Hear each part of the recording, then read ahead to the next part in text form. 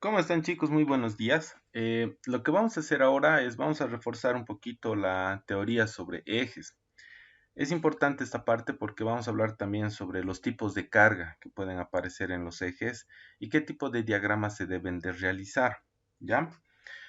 Por una parte, es importante identificar generalmente las características que debe tener este árbol, este eje, ¿no? Una de ellas es que el criterio de cálculo y todo lo que estamos viendo es para materiales, ejes que se los considera como dúctiles, ¿ya? ¿Qué quiere decir un acero dúctil? Un acero dúctil quiere decir que es un material que puede sufrir deformaciones, no es completamente rígido. Aceros dúctiles podemos tener todos los aceros que nosotros conocemos, manejamos, un SAE 1010, un 1020, un 1040, un 1045. Esos son los que se consideran como aceros dúctiles, o sea que pueden tener algún tipo de deformación. Por otra parte, el criterio que estamos aprendiendo en la materia solamente se aplica para secciones circulares. O sea, si yo tengo un eje que tenga otro tipo de forma, que sea poligonal o cualquier otro tipo de forma, ya no nos sirve el criterio de cálculo, porque el criterio de cálculo calcula diámetros. Entonces, es solamente para secciones circulares. ¿Ya? Esta tablita que estamos viendo, lo que pasa es que cuando hacemos un cálculo manual, necesitamos lo que se conoce como factor de seguridad. El factor de seguridad nos da las características. El eje, bueno, si está trabajando con un sistema de transmisión, tener las características del elemento que nos está generando el movimiento, que se lo conoce como máquina movida, y el motriz, que vendría a ser donde nosotros estamos aplicando, ¿no? Entonces, de acuerdo a eso, tenemos lo que se conoce como choques leves, choques moderados y lo que son choques uniformes, ¿no? Entonces, tenemos aquí algunas características de acuerdo a aplicaciones. ¿Qué tipo de aplicación estoy yo utilizando? Compresores, bandas transportadoras, agitadores, secadores, bandas transportadoras, pero no cargados uniformemente, mezcladoras de sólidos, cizallas, bombas y así. Entonces, básicamente lo que hacemos es cruzar la información.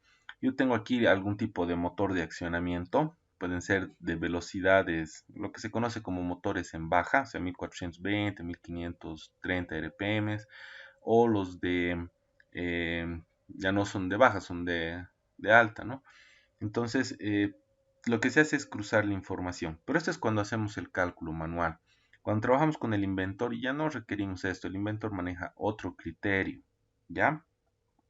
Por otra parte, vamos a reconocer los tipos de esfuerzo que aparecen en lo que son los árboles, ¿no? Por un lado tenemos lo que es el tema de flexión y corte. Ahí aparece lo que es la fuerza radial, que es perpendicular al eje. Es esta fuerza que estamos viendo, ¿sí? Por otra parte, la que produce lo que es compresión, tracción, es lo que se conoce como fuerza axial, que va en el mismo sentido del eje. Y finalmente tenemos la fuerza tangencial, que es la que es este punto que estamos viendo, pero es porque es como si la estuviésemos mirando de frente, por eso no se lo ve bien. Va de forma tangente al elemento. Entonces, esta que produce torsión y cortadura también, ¿no? Entonces, básicamente los tres tipos de cargas con los que nosotros vamos a trabajar es es fuerza axial, fuerza tangencial y fuerza radial. La fuerza radial a nosotros nos permite hacer el análisis de esfuerzos de corte. La fuerza tangencial de alguna manera nos permite hacer lo que es torsión y también se puede hacer esfuerzos de corte. La fuerza axial es la única que no produce esfuerzos de corte, bueno, no analizamos el corte, solamente en algún caso lo que es tracción, compresión, ¿no? O podría ser en algún momento flexión, lo que nosotros hemos conocido o hemos visto alguna vez como momento flector, ¿ya? Entonces, el momento flector, por si acaso, es diferente del momento torsor. El momento torsor está girando en el mismo sentido del elemento de transmisión, en cambio el momento flector está yendo en el sentido del eje, ¿sí? Entonces, es básicamente las cargas que nosotros normalmente analizamos, ¿no? Esto de la fuerza axial, por si acaso, no siempre va a aparecer, o sea, no siempre vamos a tener fuerza axial y momento flector. Eso aparece generalmente cuando trabajamos con engranajes, así como estamos viendo acá, que son cónicos, o engranajes helicoidales. En esos casos trabajamos con lo que es la fuerza axial, ¿sí? Entonces, básicamente cuando nosotros analizamos, tenemos una fuerza resultante axial, tenemos un momento torsor y un momento flector. Y esto de acá que se lo conoce como cortante, ¿no? Eh, los criterios que nosotros tenemos de cálculo son en base a elementos circulares, como les estaba comentando. Esta ecuación es bastante básica, bueno, básicamente utiliza el momento de inercia del objeto. Esta ecuación que están viendo acá es en base al momento de inercia que tiene el objeto, en donde comparamos con la resistencia que tiene el material. La resistencia, el momento torsor que estamos generando y el diámetro que podemos calcular.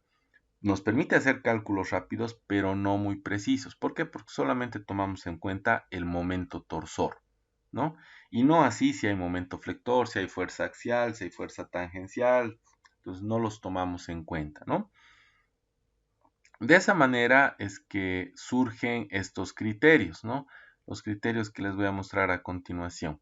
Entonces, por una parte tenemos la TSM, que básicamente es lo que se conoce como teoría de esfuerzo de cortante máximo, y la TECO de von Mises, que es la teoría de esfuerzo de cortante octaédrico. La diferencia entre ambos, si ustedes se dan cuenta, es esto. TCM maneja un factor de 0,5 y la TECO maneja un factor de 0,577. ¿Las dos ecuaciones calculan lo mismo? Sí, calculan lo mismo. Son teorías diferentes y por eso utilizan estos valores de coeficiente diferentes, pero no quiere decir que no calculen el diámetro o no calculen bien. Generalmente nosotros utilizamos la TECO de von Mises por el tema del factor. Nos aproxima un poquito más al resultado real, ¿no? Pero no difiere mucho de la TCM, ¿sí? Entonces tenemos aquí las ecuaciones ya desarrolladas. Tenemos toda esta ecuación que es una ecuación de sexto grado, ¿no? Para ambos. En esta también tenemos una ecuación de sexto grado. Pero el sexto grado aparece solamente cuando tenemos fuerza axial. Cuando no hay fuerza axial, la ecuación se reduce mucho más. Lo que hay que tener cuidado acá es la ecuación de sexto grado. Nos da valores hasta imaginarios. Entonces, el análisis es un poco más complejo. Por eso es que yo les había recomendado de que es mejor trabajar con el Inventor, ¿no? Porque el Inventor hace este cálculo, ¿no? Pero lo hace de manera más rápida y nos bota resultados más reales, ¿no? Entonces, cuando no tenemos la fuerza axial, miren, la ecuación se reduce muchísimo, ¿no? Se hace un poquito más fácil. Después de eso, bueno, nosotros hemos ido trabajando algunos ejemplos. Este es el ejemplo que nosotros hemos visto en clase, ¿no? Bueno, les he dejado una grabación de esto. Y en base a eso, nosotros estábamos viendo el tema de hacer ya cálculos, ¿no? Lo que quisiera mostrarles ahora son algunas características y diferencias entre ejes y árboles, ¿ya? Prácticamente se le dice eje, bueno, hay varios libros que describen de formas diferentes. Uno indica que el eje, por ejemplo, es un elemento que no transmite necesariamente movimiento, pero sí sustenta carga. Puede tener velocidad de rotación, pero su función principal es sustentar carga. En cambio, el árbol sí puede realizar transmisiones, ¿no? Otra diferencia es el tema de tamaño. Cuando hablamos de ejes, el eje generalmente es más pequeño que el árbol y ahí indican de que ambos pueden transmitir movimiento, ¿no? Entonces, ¿con qué me quedo yo? Generalmente con lo siguiente. Yo opino que el eje generalmente es un elemento que sustenta carga, pero no es un elemento diseñado para transmisión, a diferencia de lo que hace un árbol, ¿no? Por otra parte, tenemos distintos tipos, ¿no? Tenemos los que son cilíndricos rectos, los que tienen codos, este viene por acá, un codo por acá y así, que generalmente se los utiliza en los cigüeñales de las movilidades o incluso también en algunas máquinas, ¿no? Como por ejemplo cuando queremos transformar movimiento circular en movimiento lineal. Y finalmente tenemos los ejes flexibles, ¿no? Que están hechos en base a un arrollamiento, ¿ya? Entonces, los rectos son los que nosotros conocemos, los acodados son los que se utiliza así como les decía en los cigüeñales y que se pueden utilizar para transformar el movimiento circular en movimiento lineal. Y los flexibles, estos tienen aplicaciones interesantes. Por ejemplo, en el caso de CEMAPA para el tema de destapar caños lo suelen utilizar. En el caso de estos consultorios odontológicos, las sillas odontológicas, también lo suelen utilizar, ¿no? Esos equipos que tienen como fresas tienen ejes de este tipo, ¿no? Que son ejes flexibles. Es por eso que el equipo lo pueden manipular de un lado a otro, ¿no? Entonces, esto es en función de la forma axial que tienen los ejes. De acuerdo a su forma transversal, tenemos los de sección circular, los de sección acanalada y los poligonales. ¿No? El circular es el que generalmente nosotros conocemos. El acanalado es generalmente cuando necesitamos muchos canales chaveteros, muchas chavetas, por así decirlo, tomando en cuenta lo siguiente. No se olviden que la chaveta se pone de forma intermedia entre un elemento y otro y permite transmitir el movimiento. La longitud de la chaveta se calcula, ¿no? Se calcula y en base a eso nosotros determinamos la longitud que tiene este. Si la longitud es muy grande, lo que se hace es, en vez de hacer una chaveta que sea muy larga, hacer varios canales, poner varias chavetas, ¿no? Entonces en ese tipo de casos ya no se utiliza directamente la chaveta, sino es como un macho hembra más o menos, ¿no? Pero ese es el motivo, ese es el objetivo. Después tenemos los poligonales. Los poligonales tienen una característica que es para evitar el uso de las chavetas y evitar vuelcos involuntarios en algunos casos, ¿no? Entonces tenemos distintos tipos de secciones, ¿no? Tenemos después configuraciones típicas. ¿A qué se refiere eso? ¿Qué tipo de tratamiento se le puede hacer al eje? Se le puede colocar chaveteros, ¿no? Se le puede colocar estrías, ¿no? Para elementos por fricción. Se le puede poner radios, se le puede poner roscado, se le puede poner agujeros. El tema del agujero puede ser roscado para poner algún elemento de sujeción, poner una polea, algo y ponerle posteriormente otro elemento para que sujete y evite que la polea se salga. O finalmente el agujero se puede hacer también para alimentar algún tipo de líquido como lubricación, más o menos, ¿no? También se le puede hacer como una especie de hueco, pero eso es para reducir el material del eje. Entonces, en algunos casos o sea, el eje o el árbol puede ser bastante grande y puede que requiera una reducción de material. Entonces, ahí nosotros lo que hacemos es hacer un hueco que pase a lo largo de todo el eje para reducir material, teniendo mucho cuidado de no debilitar al eje, ¿no? Se le puede hacer roscas para tornillos tangenciales, ranuras, ¿no? Eso para anillos de retención, para retenes, ¿no? Y bueno, se le puede hacer distintos tipos de tratamientos. Estos tratamientos, este tipo de operaciones, en el caso de los ejes, da lugar a que aparezca la fatiga, ¿no? Nosotros no estamos aprendiendo a hacer cálculo por fatiga, pero el cálculo por fatiga incorpora todos estos elementos. Estos elementos afectan en el cálculo del diámetro del eje, ¿no? No se olviden, la fatiga es un fenómeno que se da en todos los elementos mecánicos, todos los elementos de transmisión, que básicamente produce fisuras y posteriormente fracturas, ¿no? Nosotros al momento de sobredimensionar tomamos de alguna manera en cuenta la fatiga, ¿no? Y es de esa manera que, por ejemplo, nosotros no estamos viendo de tomar en cuenta la fatiga como cálculo, ¿no? Entonces, de esa manera es que nosotros tenemos esas características, ¿no? Dentro de los materiales, ¿dónde está? A los materiales están, este es el análisis por fatiga, las cargas estáticas,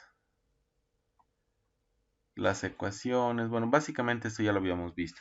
Este de acá, lo que les decía, dentro de los materiales de construcción, tenemos esta tabla, ¿no? En esta tabla tenemos los distintos tipos de materiales, el sistema de conformado, el HR rolado en caliente, el CDS estirado en frío, laminado en frío, y estos de acá son valores que a nosotros nos interesan, la resistencia última a la fluencia y la resistencia de fluencia.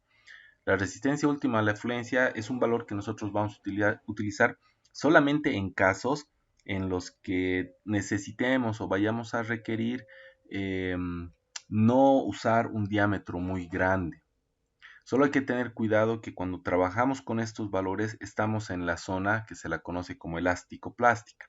Entonces puede que las cargas provoquen deformaciones permanentes en el eje.